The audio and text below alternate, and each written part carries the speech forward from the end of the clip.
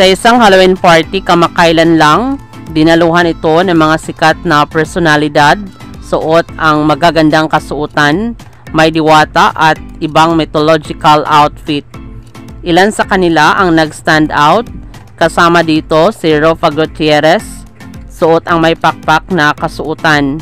Kasama din si Andrea Brillantes na may kulay dilaw na ahas bilang body ornament ng kanyang costume. Dili nagpapahuli sina Vice Ganda, Ann Cortez, Celeste Cortezi, Raymond Gutierrez, Piolo Pascual at ibang sikat na mga celebrity. Maraming salamat sa panonood. Para maging updated ka, huwag kalimutang mag-subscribe.